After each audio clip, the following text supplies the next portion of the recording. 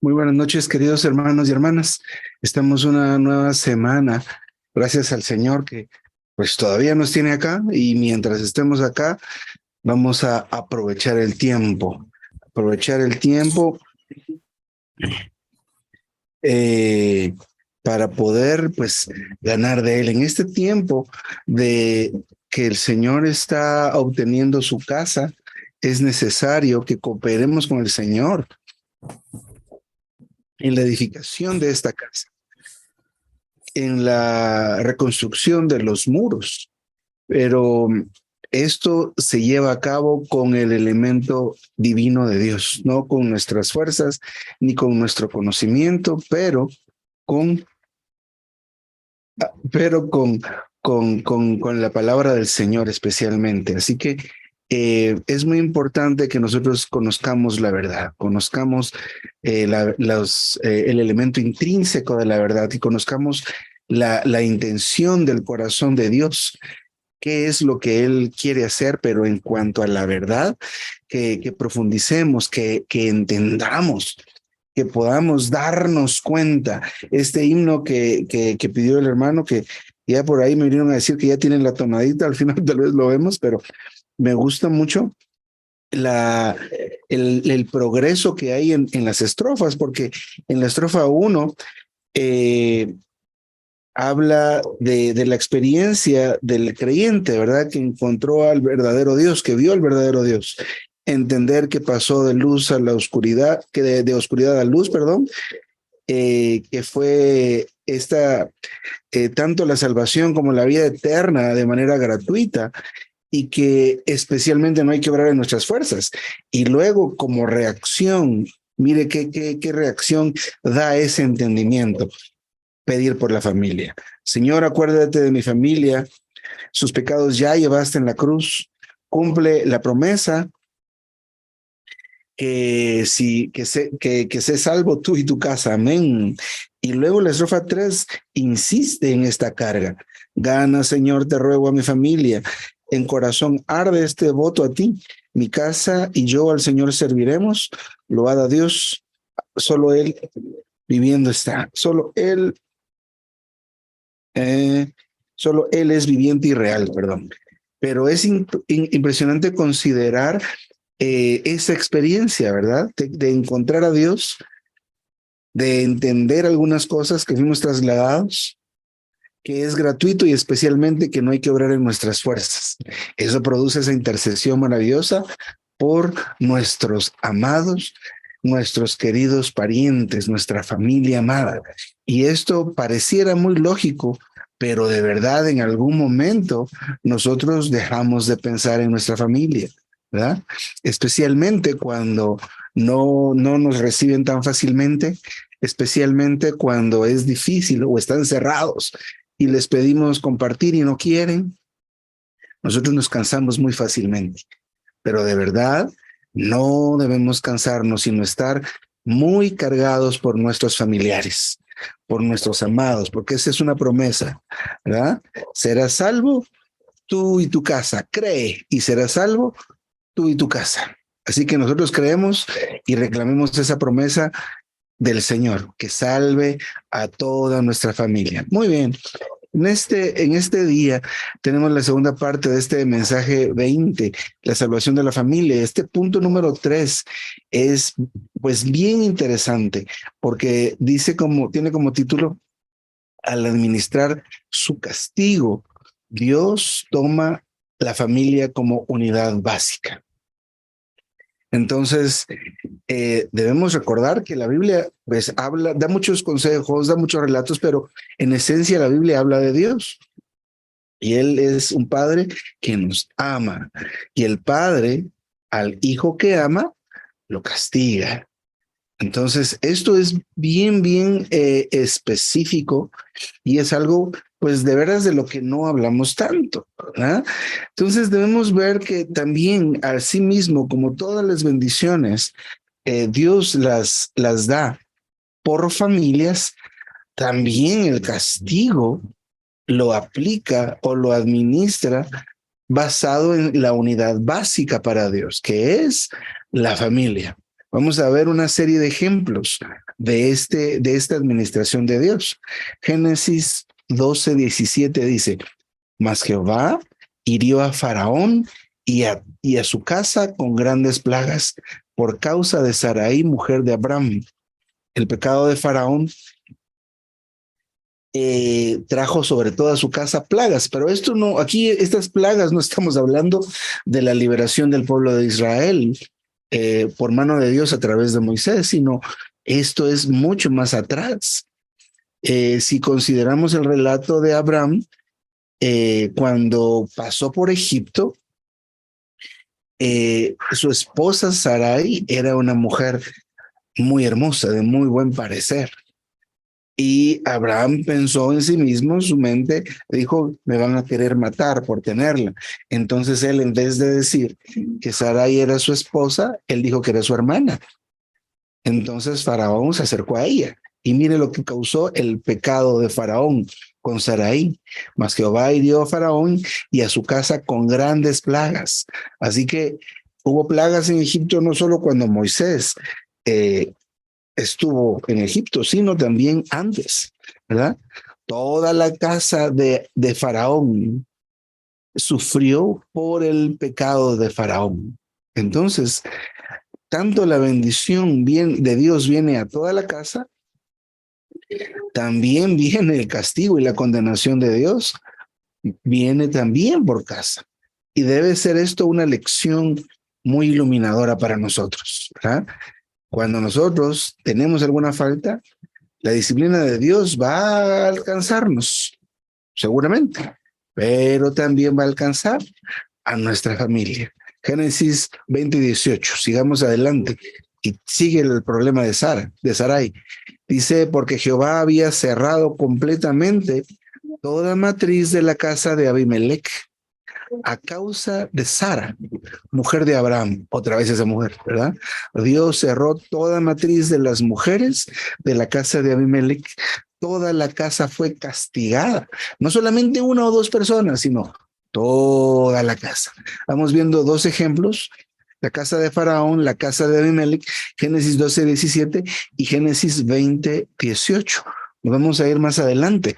Segundo libro de Samuel, capítulo 12, del 10 al 11, dice, por lo cual ahora no se apartará jamás de tu casa la espada, por cuanto me menospreciaste y tomaste la mujer de Urías, el Eteo o Hitita, para que fuese tu mujer. Así ha dicho Jehová, he aquí yo haré levantar el mal sobre ti de tu misma casa y tomaré tus mujeres delante de tus ojos y las daré a tu compañero, el cual yacerá con tus mujeres a la vista del sol. Si consideramos el caso de David en la lectura, tanto en los libros de Samuel como en los libros de Crónicas, esto es bien impresionante y es terrible, ¿verdad? Que por la falta de David y este relato, pues pueda que lo conozcamos o no. El rey en algún momento dejó de salir a la guerra, que en ese tiempo era un asunto relativamente usual, ¿verdad? Defender los límites del reino por medio de la guerra, extender los límites del reino por medio de la guerra. Entonces era parte del trabajo del rey, pues liderar el ejército. En algún momento se queda y él está espiando y codicia a la mujer, una mujer casada.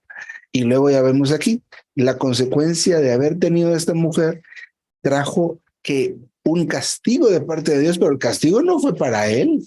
De hecho, el hijo que engendró por esa relación inapropiada falleció. Y luego la espada no, la muerte no se apartó de la casa de David. Su reinado, a pesar de que él era un hombre conforme al corazón de Dios, y ser conforme al corazón de Dios no significa aquí no cometer faltas, sino especialmente el tema de que David consultaba la mayoría, sino casi todas sus decisiones, y él tenía un buen arrepentimiento, se volvía al Señor, y eso es lo que hacía que él fuera de acuerdo al corazón de Dios. Cuando estábamos compartiendo acerca del himno, eh, es muy importante este asunto, ¿verdad? De darnos cuenta de que tenemos que clamar por nuestra familia. Y en un mensaje anterior hablaba el hermano sobre el tema del arrepentimiento, que no solo es arrepentirse cuando recibimos al Señor, sino es una cuestión constante. Decía alguien más también que nosotros somos nuevos, no dejamos de ser nuevos en cierto sentido, ¿verdad? No venimos pretendiendo saber cosas o querer cosas, sino solo preguntarle a Dios y que Él nos enseñe. Entonces aquí en ese otro caso, el tercer caso, la casa de David, la espada y la muerte nunca se apartó de él. Sus hijos fueron personas, no todos, pero al menos los relatos más prominentes hablan sobre situaciones bien perversas, ¿verdad? Y cómo la muerte no se apartó de esta casa. Miren, Absalón, el hijo de David, cómo murió, ¿verdad? Tenía un cabello muy grande, ¿verdad? Y él quedó atrapado en unas ramas y todavía lo remataron ahí. Bueno, fue una cosa bien espantosa, pero esto es por causa de ese pecado. Imagínense esto, o más bien no imagínense, considere esto, ¿verdad? La mayoría de nosotros, los humanos, vivimos por impulsos, ¿verdad? Somos emotivos, digamos, o decidimos por nuestras emociones, sin medir las consecuencias o sin tomar en cuenta las consecuencias, ¿verdad? Ejemplo sencillo, ¿verdad? Cuando recibe el sueldo, muchos de nosotros, ¿verdad? Recibimos la provisión del mes. Puede pensar usted cuántas horas le dura el sueldo. Mire lo que estoy diciendo, ¿eh? Ni siquiera cuántos días, ¿verdad? ¿Cuántas horas le dura el sueldo? Por poner un ejemplo, compramos de manera compulsiva, compramos cosas que no necesitamos, nos mueve lo que vemos, vivimos por lo que vemos alrededor, sin considerar el resultado de nuestras decisiones, ¿verdad? En todo tipo de decisiones. Así que vemos este tercer caso. Sigamos avanzando. Casa de Jeroboam.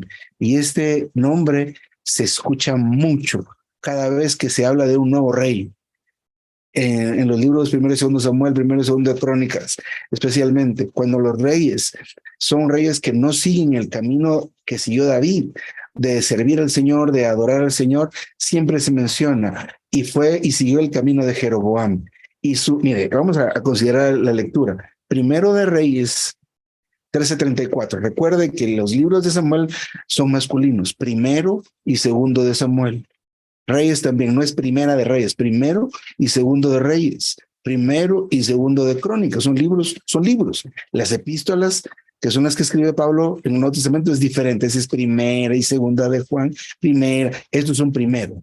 Primero de Reyes 13:34 se nos dice, y esto fue causa de pecado a la casa de Jeroboam.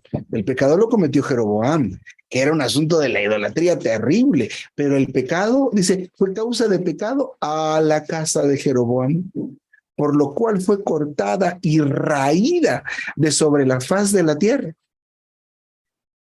Entonces este Jeroboam es el que hacía ídolos, ¿verdad? Pero Dios no lo juzgó solo a él, sino juzgó a su casa. Y la idolatría es algo que Dios aborrece mucho, porque especialmente el problema con la idolatría es que cada ídolo, es un sustituto de él. Entonces, en vez de adorar al Señor, se adora al ídolo. Hoy día, pues se practica la idolatría tal cual, ¿verdad? Esculturas, semejanza de humanos, semejanza de lo que sea, y son adorados. Esto es una idolatría. Sin embargo, nosotros que hemos sido salvos, también practicamos cierto tipo de idolatría. Cualquier cosa, persona o asunto que sustituye a Cristo se constituye en un ídolo. Le cuento una experiencia rápida. Una pareja de hermanos con su primera hija, muy enferma en el hospital, no le encontraban lo que padecía y era una nena muy pequeña, 2, 3 años.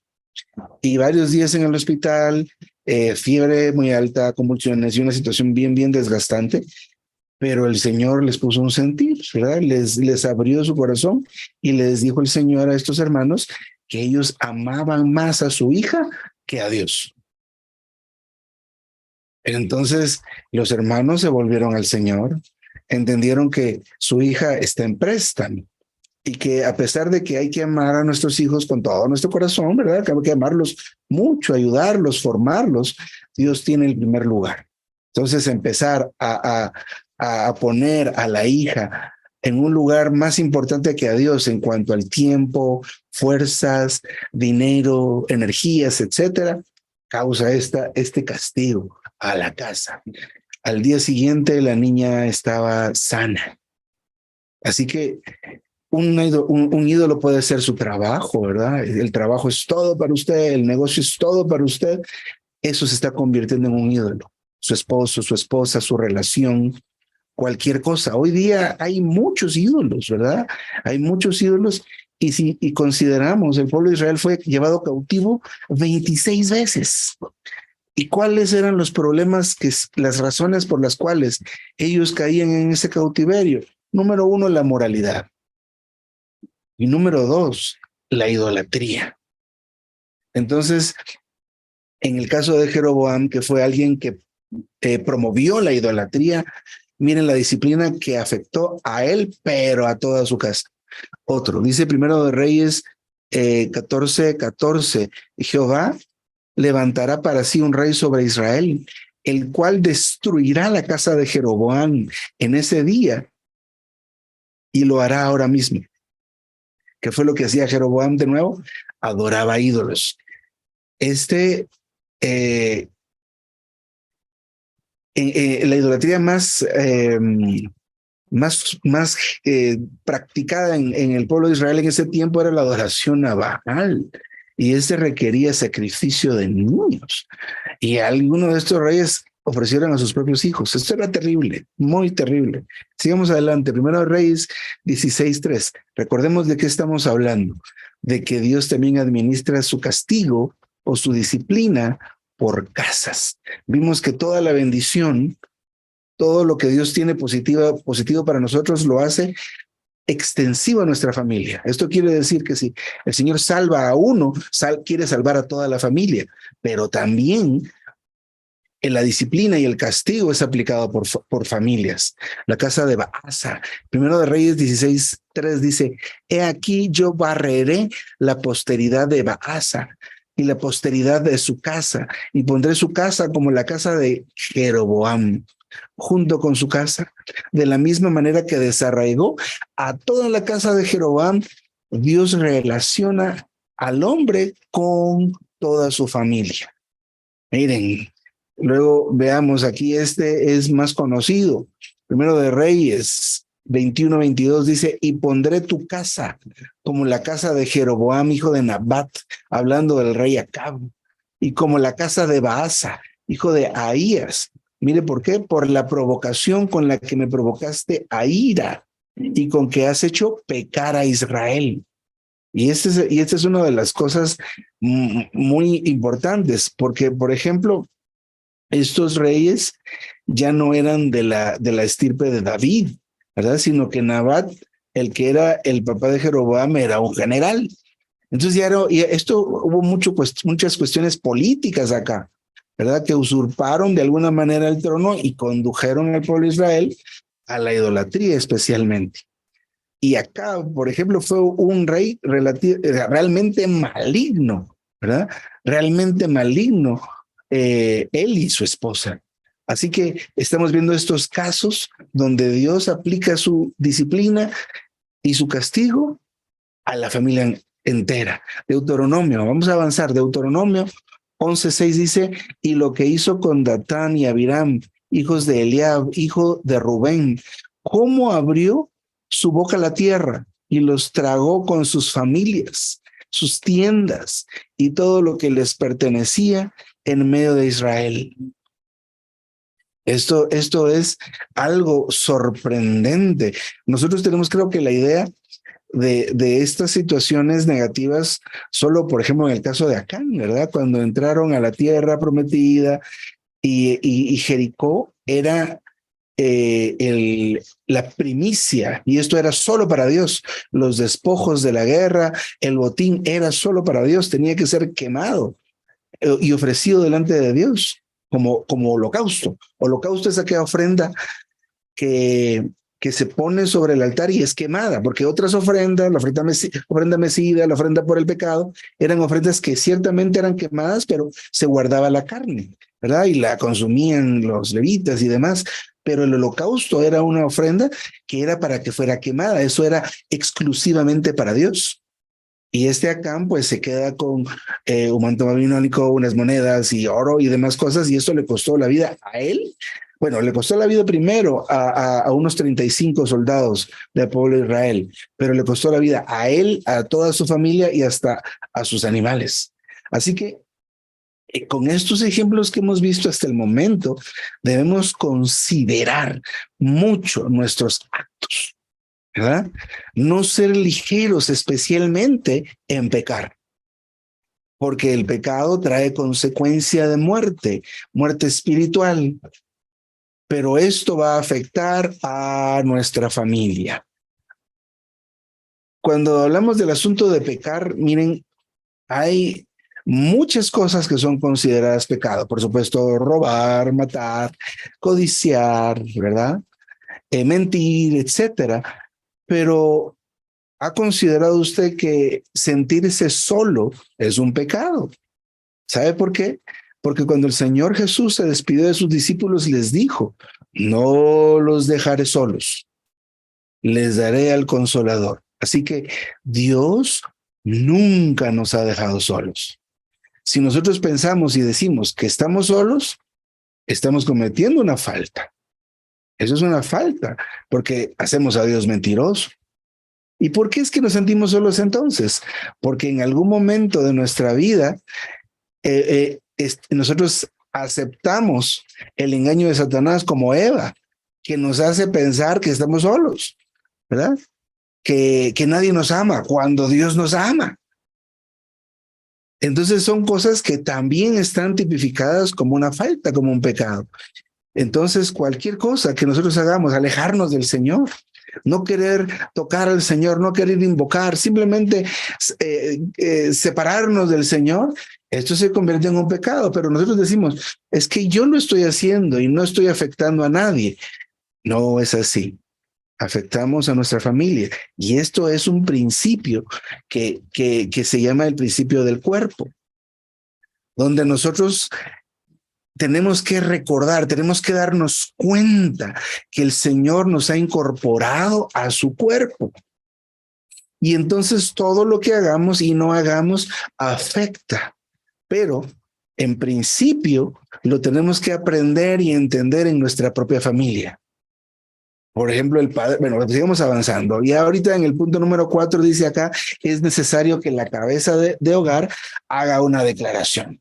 Y el hermano hermano Juan estaba compartiendo en el himno que necesitamos declarar esto, este himno necesitamos declararlo. Y eso es totalmente cierto. Nosotros es importante que nos demos cuenta, especialmente los jefes de hogar. No digo que las hermanas no lo hagan, no digo que los hijos no lo hagan, todos debemos hacerlo, pero especialmente los cabezas de hogar, los cabezas de familia, tenemos un trabajo. Nosotros somos sacerdotes de nuestro hogar. ¿Cuál es la labor del sacerdote?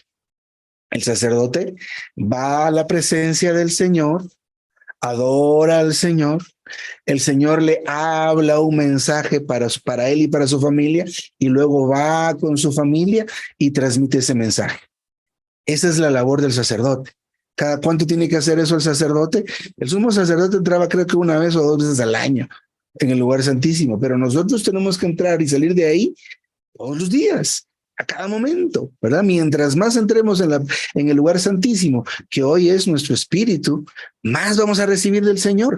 Pero especialmente el objetivo es ser alumbrados, cada uno de nosotros, como padres, como esposos, pero traer ese suministro a nuestra esposa y a nuestros hijos constantemente. Esa es nuestra responsabilidad máxima. Porque el Señor ha hecho de nosotros reyes, pero vamos a hablar del reinado en algún momento, o del reino en algún momento, porque no es que usted reine, de hecho el reino, y nos ha hecho reyes de cierta manera, pero eso no es el tema hoy, pero especialmente reyes, y lo que nos interesa hoy es sacerdotes. Pero no, usted no es un sacerdote para que tenga un título, soy sacerdote, gloria a Dios, no, para que haga el trabajo sacerdotal, que es lo que acabo de explicar hace un momento, ¿verdad? Ir delante de Dios, ir a ministrar al Señor, recibir el mensaje del Señor, ser alumbrado por el Señor y traer ese mensaje principalmente a la familia. ¿Por qué principalmente a la familia? Porque recuerda esto que hablan estos hermanos maravillosos. La familia es la unidad básica de la salvación. Y debemos recordar que la salvación es diferente a la vida eterna. La salvación no es salvación de ese lugar de fuego y de castigo eterno, no.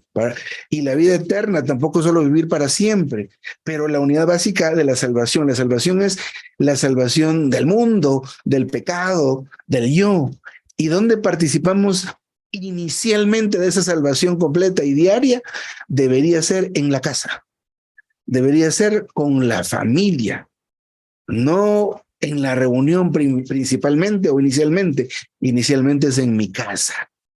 Entonces, especialmente los padres de la familia debemos darnos cuenta que somos sacerdotes, así que debemos declarar que mi casa no va a creer en el diablo.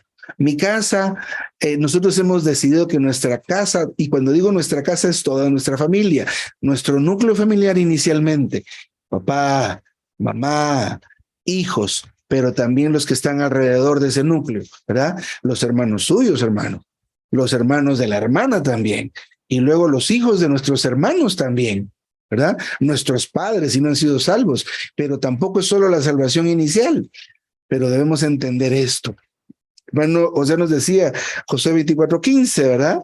Esta declaración que hizo Josué. Mire la consideración completa, y es una declaración en la cual nosotros debemos tomar la delantera. Porque si usted va a empezar a decir, mi casa y yo serviremos a Jehová, eso significa que usted va a tomar la delantera en eso. ¿Y qué significa la delantera? Mire, pues, cuando Zacarías, el padre de Juan el Bautista, los hermanos explican esto de esta manera. Ellos creen que cuando a Juan el Bautista lo llevó su papá al desierto, porque Juan el Bautista vivía en el desierto, se vestía de pieles y comía langostas y miel silvestre. Esto es una vida muy peculiar, ¿verdad? Una vida de un ermitaño, una vida de un extraño. Y si a él se le decía la voz que clama en el desierto, ese hombre se mantenía gritando algo por ahí, ¿verdad? Pero él no fue que a cierta edad se le ocurrió que quería hacer esto. Zacarías recibió la profecía de parte del ángel, que le dijo, tu hijo va a ser la voz que clama en el desierto. Y para los judíos esa profecía era una profecía y es una profecía muy prominente. Entonces eso fue algo impactante para Zacarías, tanto que quedó mudo. Pero seguramente Zacarías desde que ese niño nació le empezó a enseñar y le empezó a decir, ¿verdad? Eres la voz que clama en el desierto, muchachito. O mijito. Aquí decimos patojito, ¿verdad? Mira, muchachito, tú eres la voz que clama en el desierto. ¿Y qué es la voz que clama en el desierto, papá? Pues mira, nosotros aprendimos de nuestros padres y recibimos esta profecía y le empezaba a decir esto y lo otro. Y seguramente Zacarías preparó a Juan para que en algún momento, ya tenés tantos años, no lo sé, 13, 14, 15 años, te voy a ir a dejar al desierto. Vas a comer ahí y seguramente practicó comer langostas y practicó y le enseñó. ¿Qué estaba haciendo Zacarías ahí? Tomando la delantera. Entonces en nuestra casa nosotros debemos tomar la delantera en que nuestra casa siga a Jehová. En que nuestra casa, y tomamos la delantera inicialmente haciéndolo. Nosotros no le podemos decir a nuestros hijos, mi hijo, léete la Biblia, y no leemos la Biblia. Recordemos que nuestros hijos hacen lo que nos ven hacer, no lo que les decimos que hagan. Cuando nos ven orar, en algún momento usted le puede decir a su hijo, ¿sabes qué? Vamos a empezar a orar juntos. Yo me levanto a las 5 de la mañana, entonces voy a orar 10 minutos y a las 5:10 tú vas a orar conmigo. Está usted tomando la delantera. Con su esposa, pues tal vez no es ahora, porque nosotros ya de padres no tenemos tiempo de nada. Pues nos va a tocar orar a las 10, 11, 12 de la noche, no lo sé, ¿verdad? Pero usted toma la delantera haciendo las cosas, enseñando las cosas. En los libros de Crónicas, si no estoy mal, No, creo que es en Deuteronomio, cuando se establece la adoración y la alabanza alrededor del tabernáculo. Había música y había alabanza y todo, 24 horas. Eso era una cosa impresionante, ver todo ese oro refulgiendo y en la noche esa columna de fuego y sonando la alabanza. Tal vez era difícil hasta dormir, pero esto era una cosa espectacular. Pero teniendo en cuenta que nosotros somos humanos y nos desgastamos, tenían la diligencia estas gentes de que en el caso de los músicos, ponían a un músico experimentado con un joven que aprendiera. Y así iba aprendiendo, se iba fogueando y luego crecía, maduraba y repetía en el mismo ciclo. Este joven se volvía un experto y luego le colocaban otro joven. Eso es ellos estaban tomando la delantera en perpetuar el servicio de la alabanza y la adoración para Dios frente al tabernáculo. Así que nosotros eso debemos hacer con nuestros hijos. ¿Cómo va a aprender mi hijo a poder estar delante del Señor y a querer estar ahí? Les puedo testificar que desde muy pequeño, en mi caso, mi papá me llevaba a todos lados. Yo le tenía que cargar la Biblia, yo le cargaba el maletín, y una vez en algún lugar donde tuvo que hablar, yo le tenía hasta el micrófono así, estaba parado, yo era el pedestal del micrófono. Entonces, esto crea en nosotros algo que se vuelve normal. Entonces, mi hijo, yo no lo puedo decir que cuando él crezca, que él forme su propio criterio. No, hermanos, no, queridas hermanas. Nosotros tenemos que influir en ellos para que ellos quieran seguir lo que nosotros hacemos, porque si no les influimos, les puedo decir con toda seguridad que no van a querer. Entonces ellos tienen que gustar, probar que Dios es bueno. Entonces nosotros les vamos a dar su probadita. Tome un poquito de esto, como cuando quieren aprender a comer picante. No sé cómo es por allá el asunto del picante. Aquí no es como en el norte de México o en México que está, pero sí nos gusta. Aquí decimos hay unos picantitos que se llaman chiltepitos. Estuvimos con unos hermanos la semana pasada y el picante preguntamos, ¿verdad? Ahí está el árbol. Los anaranjados pican más. Y en la sopita echarse 2 de esos. Pero eso se aprende, ¿verdad? Se aprende. Si algo que querramos que sea un hábito, tiene que ser de esta manera. ¿De qué estamos hablando? De tomar la delantera. Como sacerdotes, debemos darnos cuenta que somos esos sacerdotes de nuestra familia principalmente. Si no lo hacemos de esta manera, nuestro servicio en la iglesia es vano, es fingido, se vuelve temporal. ¿Y sabe qué? Nos cansa. El hermano Lee dice, si usted se cansa de servir, usted ha servido en la carne. Qué duro es eso. Qué duro es eso. ¿Se cansó de servir? Ha servido en la carne. Sí. Oh, Señor Jesús. Tenemos que aprender a servir en el Espíritu. ¿Dónde vamos a aprender eso? Madrugando en la casa, orando en la casa, estudiando en la casa, ¿verdad? Y que nuestros hijos no vamos a permitir que ninguno se pierda, porque nosotros estamos haciendo esta declaración con fe y seguridad. Pero esa fe, ¿de dónde va a salir? Esa fe, ¿de dónde va a salir? No porque yo se lo diga hoy. La fe, que es esa certeza, va a salir de todo lo que usted está comiendo en casa, de todo lo que usted está disfrutando en casa. Entonces, luego de aquí adentro, usted va a decir, esto es tan maravilloso, me mantiene vivo. Y les digo algo, ya hasta no me duelen las rodillas, ¿verdad? Y algo está pasando. Por supuesto, porque en usted se está moviendo el espíritu de aquel que levantó de los muertos a Jesús y está vivificando sus cuerpos, nuestros cuerpos mortales, ¿verdad?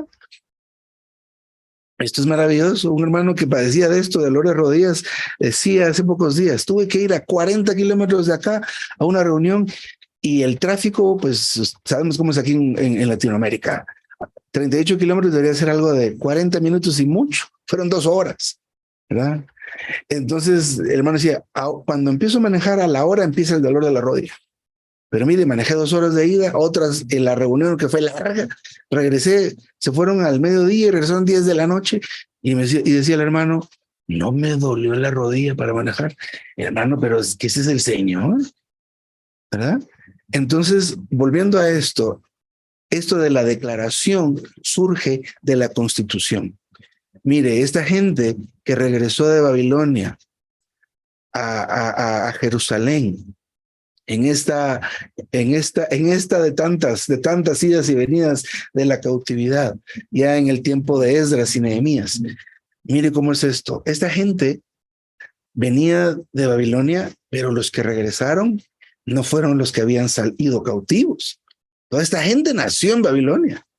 Y si usted considera todos los que salieron de Egipto, no eran los que llegaron a Egipto, ¿verdad? Los que salieron de Egipto eran los que nacieron en Egipto, con razón, y cebollas, y ajos, ¿verdad? Y sepulcros. Pues si habían nacido en Egipto, ellos, toda esa era su cultura. Entonces estos despuesito traían toda la constitución babilónica.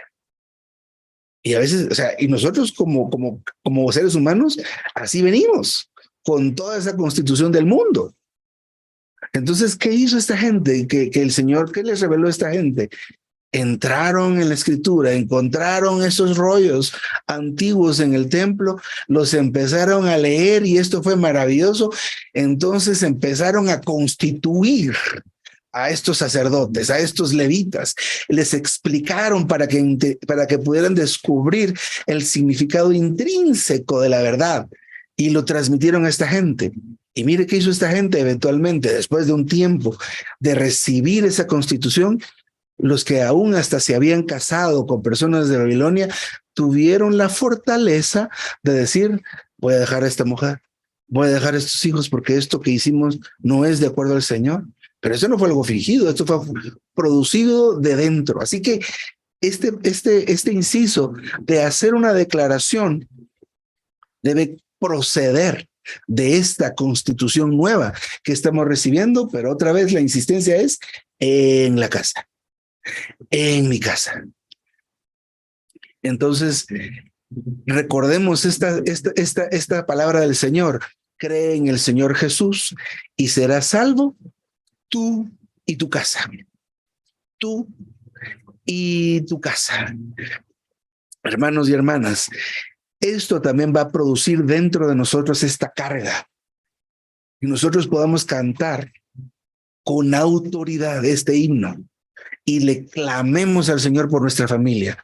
Hace poco estábamos en los 3 semanas anteriores, estábamos hablando cómo ir de parte de los hombres a Dios y luego de parte de Dios a los hombres, pero en el medio había mucha oración.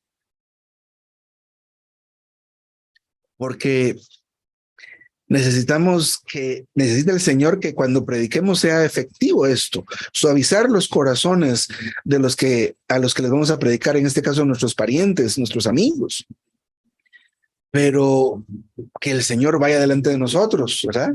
Eso significa que vamos mucho al Señor, ¿verdad? Mucho al Señor. Y entonces vamos a darnos cuenta lo necesario que es, porque a veces nosotros de veras decimos, fulanito, ¿verdad? Menganito, mi primo no sé quién. Ese no, ese es puro vaso de deshonra. Imagínense, ya los catalogamos así, ¿verdad? No. Estos hermanos amorosos que nos han alimentado por años dicen, usted no se imagina a quién está pastoreando.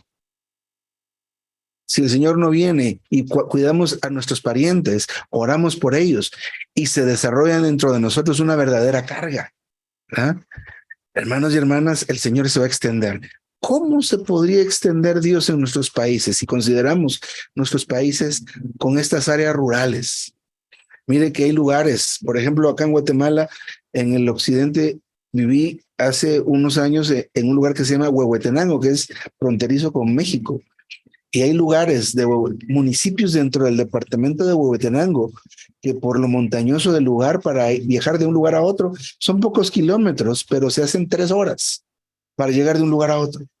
Lugares donde el internet apenas llega, mucho menos y que dice uno la radio, sí, pero no, hay que ir ahí.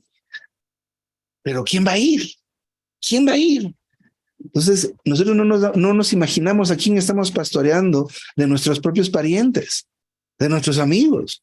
Con el tiempo alguien va a ser tocado y va a decir, yo tengo un pariente en aquel pueblito y quiero ir a verlo, ¿verdad? Quiero ir a saludarlo y compartirle esto. Y el Señor usó ese compartir que usted tuvo con esta persona en ese momento para para llegar a ese lugar, porque este evangelio del reino debe ser predicado en toda la tierra. Así que, hermanos y hermanas, esta segunda parte de esta lección debe impresionarnos. Primero, a ser muy responsables con nosotros mismos, ¿verdad? No se descuide, no se descuide de usted. Tenga su tiempo de avivamiento cada mañana. No lo olvide. Vaya al Señor todos los días. No deje de hacer eso en ningún momento. No se desanime. Reúnase. Dese cuenta que usted es llamado a ser un sacerdote. Tal vez hablé solo de los hermanos y solo de los papás y esposos, pero las esposas son muy importantes. Y especialmente en el caso que los esposos no sean creyentes, no es que tomen el lugar del esposo. No debe hacer eso. Pero usted debe ser diligente, especialmente en cuidar su viña, en cuidar su viña. En el último año, unos hermanos testificaban que habían estado pastoreando a una familia donde, a pesar de que todos son salvos, el papá no es muy dado al Señor, sino que se mantiene muy al margen, pero todos habían sido así por mucho tiempo. Pero en el último año la esposa tomó la iniciativa de avivarse cada mañana, todos los días, sin renunciar. Había días que era muy difícil, pero lo hacía, ¿verdad? Porque eso es pagar el precio. Entonces, después de un tiempo, el esposo se empezó a unir a los tiempos de oración. Después de un tiempo, el esposo se empezó a unir a los tiempos de lectura de la Biblia. Luego las hijas se empezaron, porque, hermanos y hermanas, toma más tiempo que la vida se propague, pero si nosotros nos abrimos al Señor y le abrimos nuestra puerta de una manera consistente, Él va a hacer las cosas. La muerte se propaga muy rápido, eso es rápido, no se preocupe. Abre la puerta al enemigo y eso inunda su casa en poco tiempo. La vida toma más tiempo, pero es estable.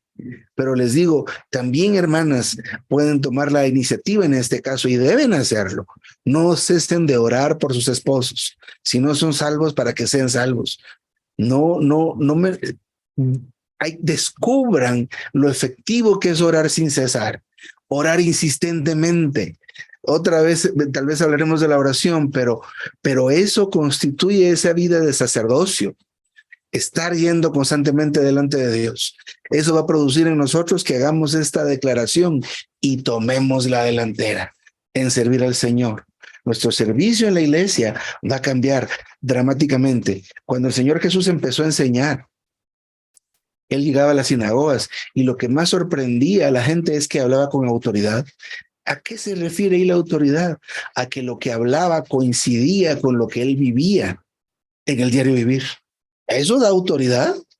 Si solo nosotros, como decía José Elías en un mensaje que está en la página de ustedes, decía, esto no es solo de ponerse a leer un bosquejo y repetirlo, porque solo lo repite de aquí para afuera, pero no concuerda con lo que practicamos, con lo que vivimos, y esto es muy usual entre nosotros.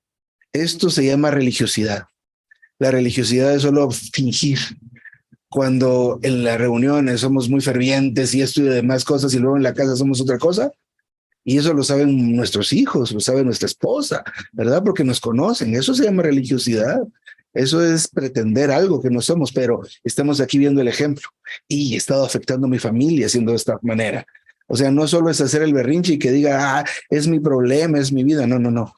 Esto afecta a mi familia. Y cuando lo veamos, también nos vamos a dar cuenta que afectamos a la iglesia. Y esto no sucede porque nos lo digan, de veras que no. Esto lo vamos a ver en la proporción que elaboremos en tener esta vida de sacerdocio, esta vida del sacerdote, de estar yendo al altar constantemente. Cuando los hermanos dicen ir de la tienda al altar, ¿de cuál tienda? Es que había una tienda pequeñita que era donde Moisés estaba. Y en esa tiendita era donde él hablaba con Dios y donde Dios le respondía a Moisés rapidito. Entonces, de esa tienda se refiere, no del dormitorio, sino es que hay que ir ahí. Y luego también el altar lo podríamos relacionar de alguna manera con la de la iglesia, donde nosotros somos ofrendados como un sacrificio vivo, pero el asunto es ir delante de Dios, de parte de mi familia. ¿Qué quiere decir de parte de mi familia? Como lo hablamos, ir a Dios de parte de los hombres, hoy vamos a ir de parte de mi familia, porque me importa mi esposa. me importan mis hijos, ¿verdad? Entonces voy al Señor y decir, Señor, necesito la comida para mi mujer, este maná para mis hijos, para mis hijas, ¿verdad? Porque de veras parece algo, pues, que fuera muy obvio, pero, por ejemplo, con nuestros hijos, llegan nuestros hijos y estamos en alguna cosa y espérese. Así tratamos a nuestros hijos y luego eso los marcó. Eso les enseñó que a mi papá no le puedo decir nada. Y luego más adelante a mi papá no le interesan mis cosas. Imagínense con ese pequeño detalle, que solo era voltearse y preguntar qué quiere mi hijo, qué quiere mi hija. Ah, vaya, respóndale que le interesan sus cosas. Nosotros de veras no les prestamos tanta atención como debiéramos. También esto es una exigencia un poco alta, porque ¿de qué clase de hogares venimos, verdad? Y les puedo testificar que en mi caso era para abrazar a mi papá lo tenía que agarrar a la fuerza, ¿verdad? ¿Sí me entienden esto? Esa generación de que un abrazo y vente para acá, ¿verdad? Así tenía que hacer. Entonces, alguien que no esté acostumbrado a recibir abrazos, pero es que no lo vamos a hacer con como fui yo criado.